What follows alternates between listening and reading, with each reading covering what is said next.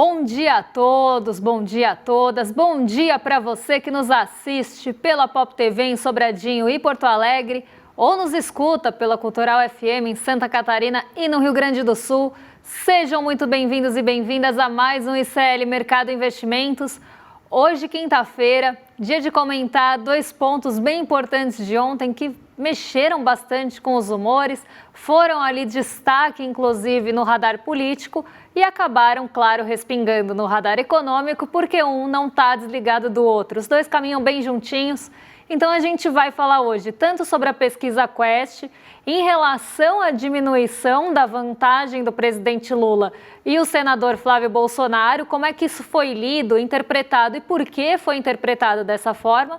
Mas não só isso, a gente vai analisar também as questões envolvendo as expectativas econômicas, a percepção da economia pelos eleitores. Além disso, a gente vai falar dele, que não está sumido, sempre aparece por aqui, mas ontem deu declarações, até falei que ele estava falando durante a manhã.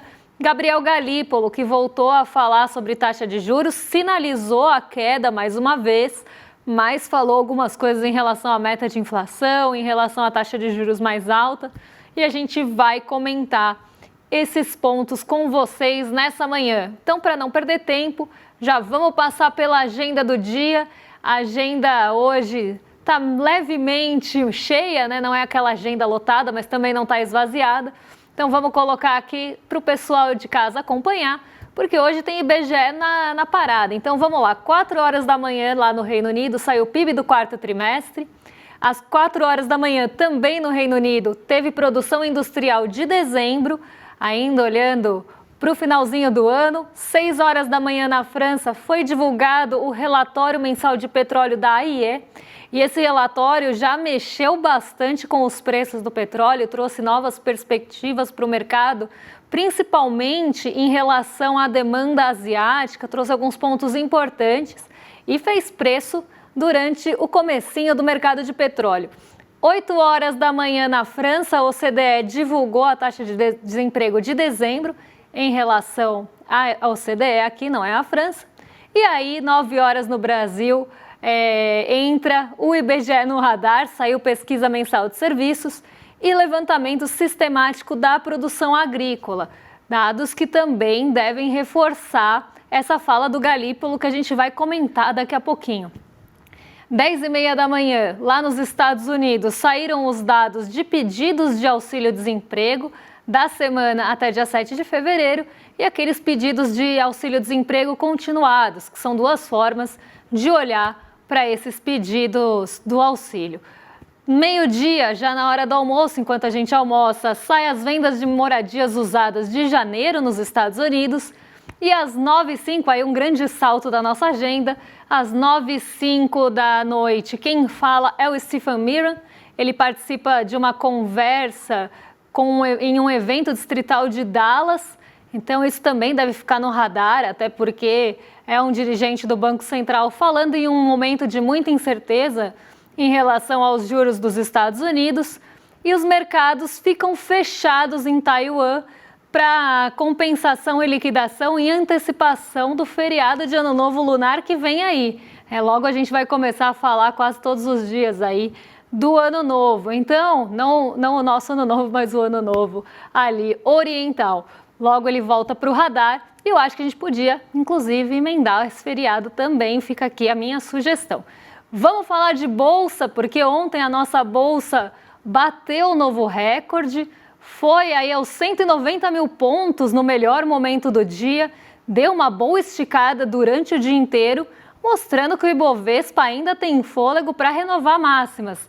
Ibovespa faz história, encosta nos 190 mil pontos em dia de forte otimismo. Forte otimismo aqui no nosso Brasilzão, porque lá em Nova York o otimismo não estava forte assim, como vocês vão ver aqui no quadro, que vai ser colocado, já foi, para vocês acompanharem o fechamento de ontem. O Ibovespa subiu 2,03, chegou aos 190 mil pontos, não sustentou os 190 mil, mas ficou muito pertinho disso. Fechou aos 189.699 pontos, em uma alta reforçada por setores ligados às commodities, mais uma vez Vale, Petrobras com protagonismo, os grandes bancos, o setor financeiro também mostrando um fôlego maior. O BB que tinha acabado, o BB que não é Reborn, tá, gente? É o BB Banco do Brasil. Ele tinha acabado de divulgar resultados também. Embora tenha tido queda no lucro na comparação anual, alguns pontos de dificuldade que o BB vinha mostrando no balanço anterior foram, de certa forma, melhorados. Então, isso também ficou bastante no centro das atenções do mercado ontem.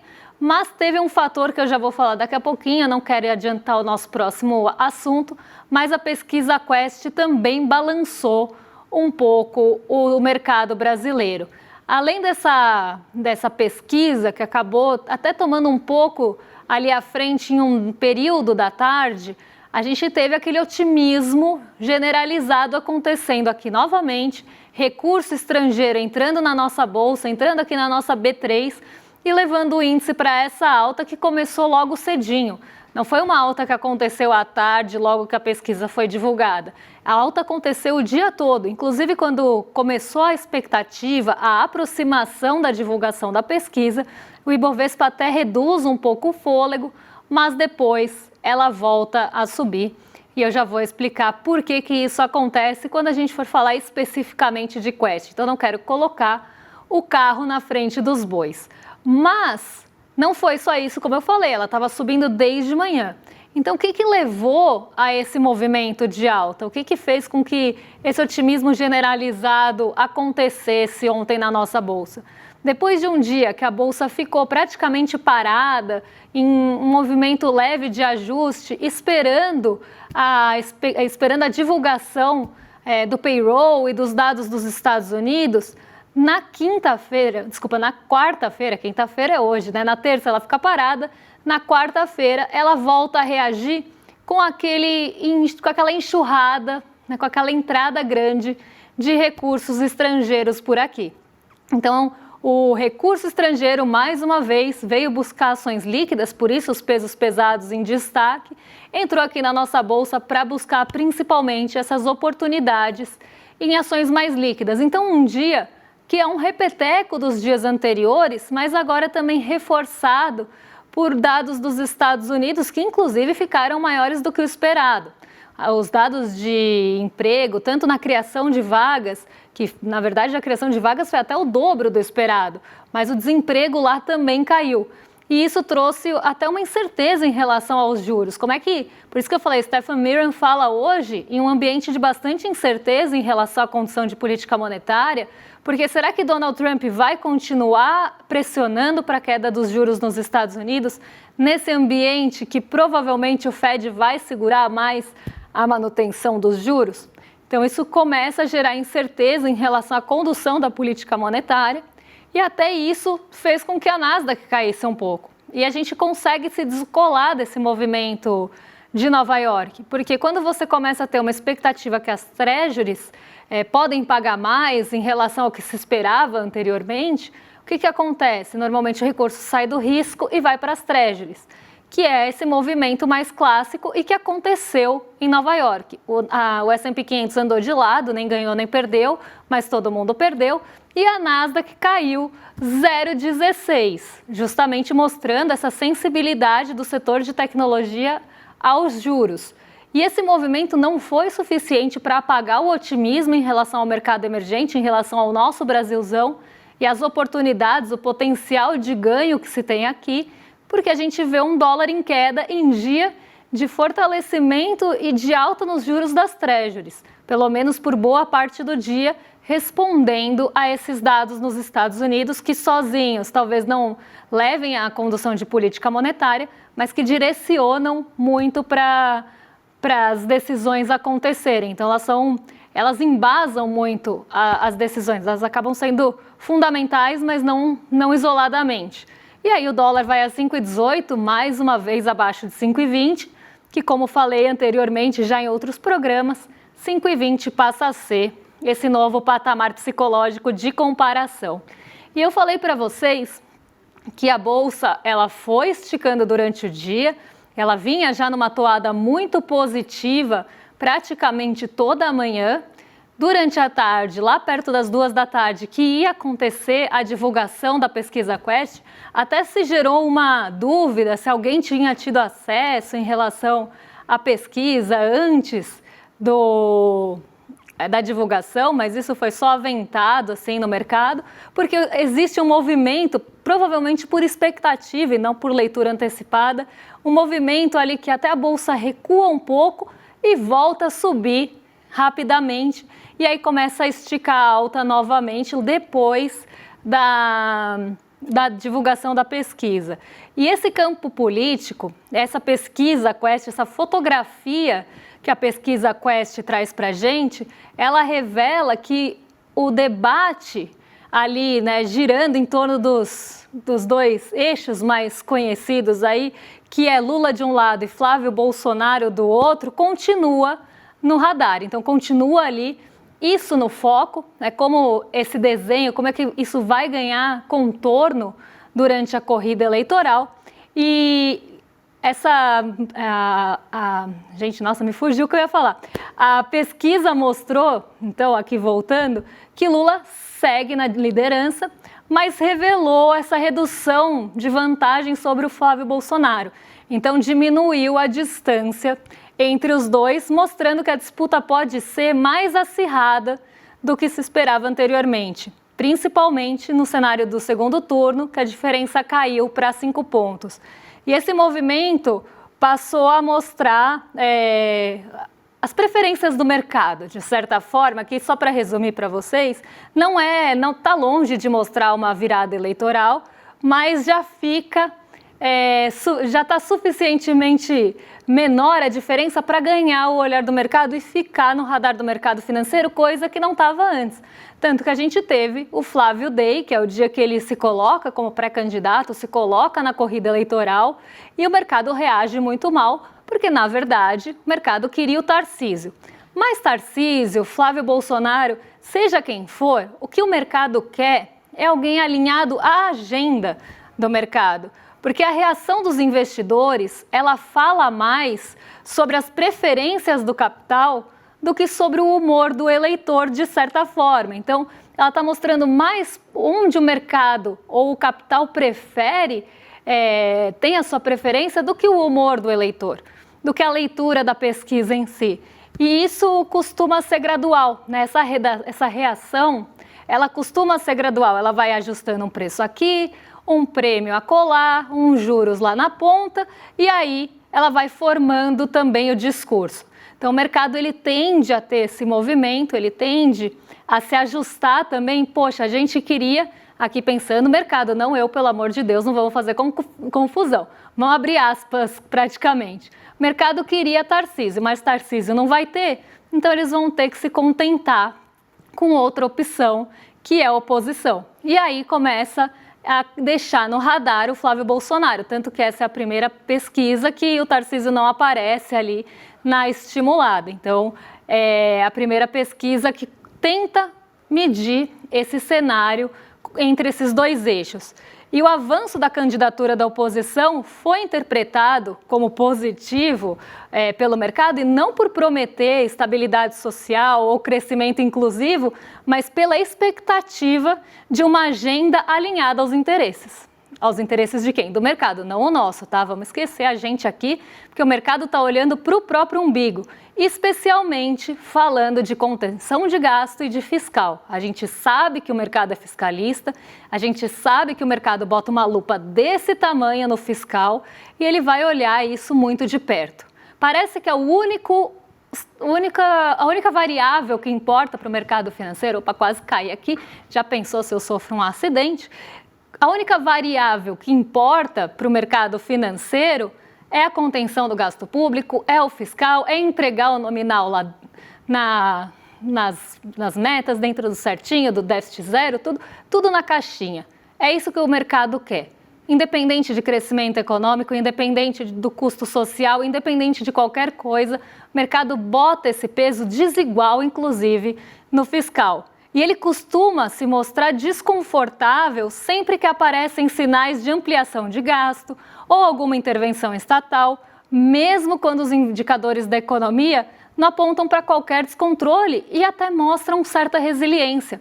Então, o que eu falo hoje é que, a despeito dos juros altos que a gente tem, desses juros sufocantes que a gente tem aqui no Brasil, a economia brasileira ela ainda consegue mostrar um suspiro de fôlego, ela só não está pior porque a gente teve medidas de estímulo. E esse estímulo veio, de certa forma, da demanda. Veio do ganho real do salário mínimo, do desenrola, que no final acaba tirando ali um pouco do peso das dívidas e colocando um pouco mais de dinheiro na mão da população, aqui mais na renegociação do crédito e principalmente o imposto de renda com isenção até R$5.000 e redução gradual até 7.350, porque aí isso também deixa dinheiro na mão da população sem ser via crédito, o que é mais benéfico porque também não acontece aquela transferência para os bancos. E as reações do mercado, mesmo que não mostre esse descontrole, mesmo que ainda a gente tenha esse suspiro que vem justamente dessa parte do gasto até bem direcionado, porque o mercado, a grande mídia, a mídia hegemônica, ela trata o gasto como se fosse uma coisa só. É gasto, é ruim. Existe o gasto ruim, gastar com Viagra, lá no contexto, não no contexto da saúde pública, mas no contexto, inclusive descobri recentemente, eu ia falar uma coisa, mas eu descobri recentemente até que alguns remédios desse tipo são usados para outros fins e eu nem sabia. Mas não no contexto de saúde pública. Sei lá, gastar com Viagra sem nenhuma justificativa ali plausível é um gasto provavelmente ruim. Agora, você ter uma política econômica bem estruturada que vai afetar a capacidade produtiva, que vai melhorar a capacidade produtiva, que vai trazer investimento, não é um gasto ruim. Então, existem gastos e gastos. Isso precisa ser primeiro diferenciado. Mas para o mercado, para a mídia hegemônica, falou gasto, parece que é um Deus nos acuda. E se colocar o pobre na conta, se colocar o trabalhador na conta, se colocar a gente na conta, a população na conta, aí também tem chiadeira. E as reações, como eu estava falando, elas vão acontecendo aos poucos. No ajuste fino, como eu fui falando, um juros acolá, um preço aqui, e no tom dos relatórios e das análises. Então, isso começa a aparecer também nas entrelinhas desse tom. Então, você vê uma matéria de mercado falando a diminuição da corrida eleitoral, ali da distância é bom, porque isso. Então, vai nesses ajustes finos. E, no fundo, eu acho que esse debate tem que ir muito além de quem ganha e quem perde a eleição. A questão aqui, que a gente precisa também falar, é um Estado funcional como organizador da economia, capaz de coordenar as expectativas de longo prazo. Afinal, a gente não está falando que confiança nasce só desse fiscal bem organizado. Não dá para colocar esse peso que o mercado dá. Ela nasce da força das instituições, da previsibilidade e da capacidade do país construir um horizonte para crescer. Então, trazer investimento, pensar na infraestrutura, na capacidade produtiva, no social, colocar o social na conta. O que a gente estava falando ontem, quando a gente olha o PIB, a gente não pode olhar o PIB como números frios. A gente tem que olhar o PIB para além do PIB. Esse PIB, como é que ele vem? Como é que ele é distribuído? Ele vai tendo capilaridade na sociedade? A gente tem qualidade de vida para que esse PIB aconteça? Então, o que eu vejo da leitura do mercado em relação à pesquisa é quase ali um otimismo por conta de uma diminuição de distância em relação aos candidatos, embora Lula siga líder e em todos os cenários, essa diminuição, como eu falei, não é uma virada nem nada disso, mas o mercado já começa a reforçar a sua torcida também, porque na verdade está pensando, como eu falei lá atrás, na sua agenda. Dito isso, vamos ver a parte das expectativas econômicas da pesquisa Quest, porque ela mostrou um brasileiro ainda desconfiado em relação à economia. Não mostrou uma percepção de melhora, ainda que a gente tenha a isenção de imposto de renda até R$5.000 aqui no Brasil, isso parece que ainda não refletiu na expectativa do brasileiro, na percepção da economia. Então vamos colocar aqui o primeiro quadro em relação à economia do Brasil. Aqui que analisa se nos últimos 12 meses a economia piorou, ficou do mesmo jeito, melhorou ou não sabe, não respondeu. Piorou, ficou ali praticamente igual, né? Então 43, na última pesquisa, 43% acreditava que piorou e continua acreditando. Então não teve uma piora, ou melhor, não teve um aumento da perspectiva de piora ou da avaliação da piora. Ficou do mesmo jeito? Aumentou um pouquinho, de 29 para 30. E melhorou, também as pessoas não acharam nem que piorou, nem que melhorou em relação ao último mês.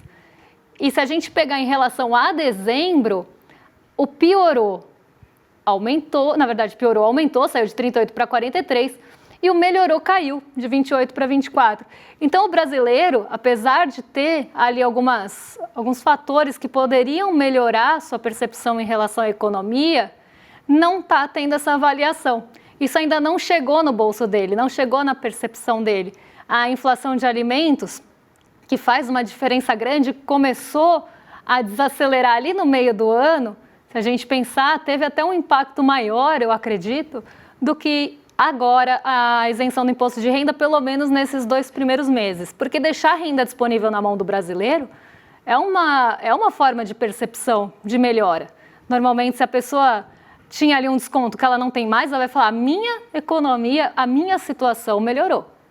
Então, a gente vê que não teve esse impacto. Parece que o brasileiro está vendo da mesma forma que via logo em janeiro e de forma mais negativa do que via em dezembro, com um otimismo, acredito, natalino reinando. Vamos passar para o próximo quadro, que é em relação ao preço dos alimentos, que também não teve grande mudança aqui. Se puderem colocar aqui do meu lado, porque eu sou míope, gente, eu não enxergo muito bem a TV, apesar de estar de lente de contato. Vamos lá.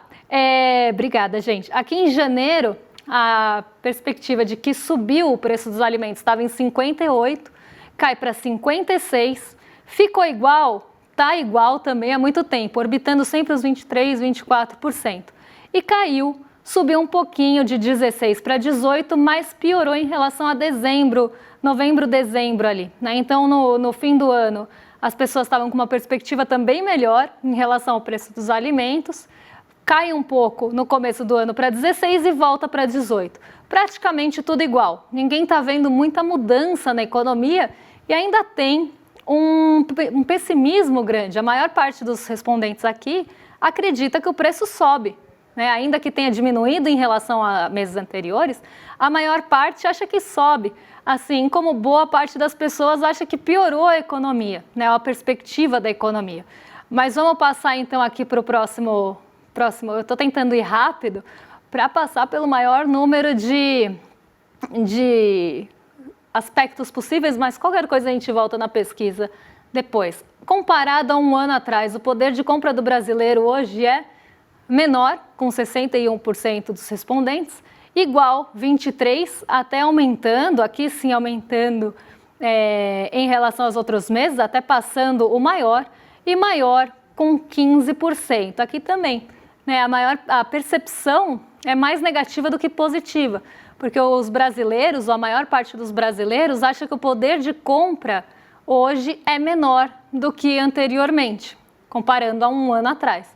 Então, apesar da queda da inflação, as pessoas ainda, e principalmente da inflação dos alimentos, que pesa tanto no bolso do trabalhador, pesa tanto no bolso do brasileiro, a perspectiva é que o poder de compra piorou e que ele compra menos coisas do que comprava no ano anterior. O poder de compra dele está diminuindo para a maior parte dos respondentes.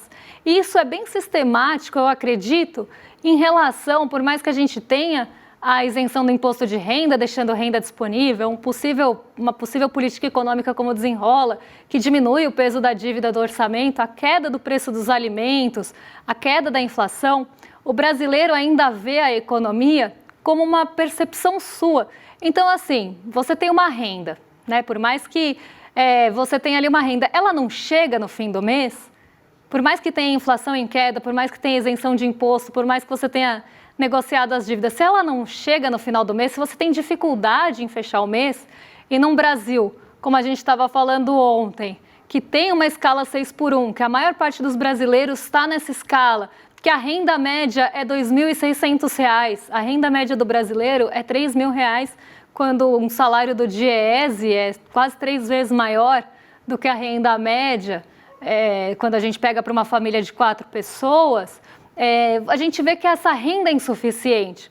Ele chega no fim do mês com alguma dificuldade, ele não tem fôlego, ele precisa ali correr atrás do prejuízo, está sempre pensando em um bico, em alguma coisa para complementar a renda, está vendo ali, né, muitas vezes a gente vê o desemprego caindo, uma das perguntas em relação a isso, em relação à situação do emprego, a gente vê o emprego caindo, mas a situação das pessoas não melhorou, talvez ela não esteja no emprego de qualidade que ela gostaria, recebendo o que ela gostaria. Então, quando a gente olha a perspectiva econômica, a gente não tem que olhar só para os números frios.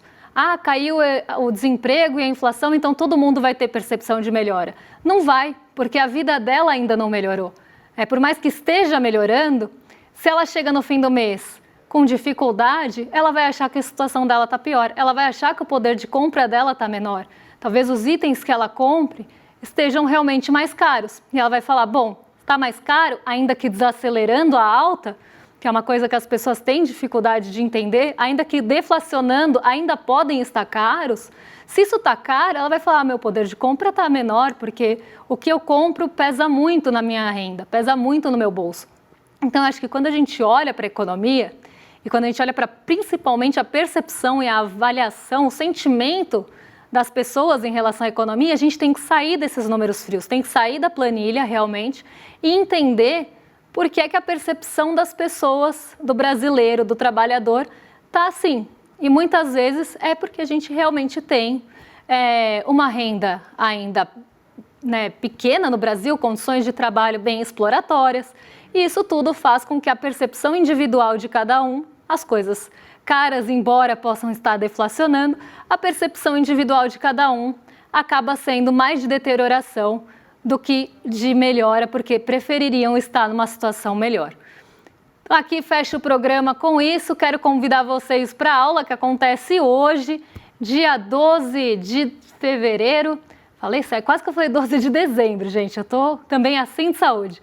12 de fevereiro é hoje, avisa a Ludmila, porque para você entrar, e avisem ela também, para ela assistir a aula e vocês, é só entrar em iclmercado.com.br, se inscrever, que vai ser uma aula sobre o Pacto da Impunidade, por que as elites não são punidas, um assunto que está mais do que em voga, está mais aí do que na centralidade. A gente vai falar sobre isso, se preferir dá para escanear o QR Code, que já te redireciona para se inscrever no link do mercado e participar da aula hoje à noite. Agora vou arrastar para os nossos vizinhos de cima, porque Laura Couto e Sarazara se juntam a Guga Noblar nesse trio que a gente adora, para estarem com você, o quê? Dando um rolê a partir das 11h30. Então vocês estão em mais do que excelente companhia. Um beijo e até amanhã. Visualiza aqui a situação. Você está no encontro da família, você está na mesa do bar com os amigos da escola ou da faculdade e de repente surge um daqueles temas polêmicos. E aí você está lá do outro lado, a tia do Zap, o cara da extrema direita, não sei o quê, e começa a argumentar do lado dele, você puxa os seus argumentos, a discussão começa a elevar ali o tom, a temperatura, e você precisa de uma grande cartada para inquestionavelmente ganhar aquela discussão. Pois é, o ICL criou uma ferramenta que vai te dar esse superpoder. É como se no meio da discussão você pudesse trazer para o seu lado o João César Castro Rocha, o Gessé Souza, a Marilena Chauí, o Michael Sandel, o Domênico de Masi, os maiores professores e professoras do mundo, mas de uma maneira rápida, prática e detalhe, pessoal. É uma ferramenta que não existe no mundo e é fruto de mais de um ano de trabalho de uma equipe enorme do ICL. Ela muda o jogo completamente. Ela se chama Oráculo ICL e vai ser revelada no dia 26 de fevereiro às 8 horas da noite. No ICL, o conhecimento transforma realidades. São mais de 300 cursos com alguns dos maiores nomes do Brasil, em economia, política, filosofia, história, finanças pessoais, autoconhecimento e muito mais. Aqui, cada aluno faz parte de um projeto único, 100% independente e financiado pelos próprios estudantes. É graças a quem se torna aluno que o ICL existe e o jornalismo livre chega até você. Se inscreva agora em icl.com.br e torne-se aluno. Estude, apoie e faça parte da revolução do conhecimento.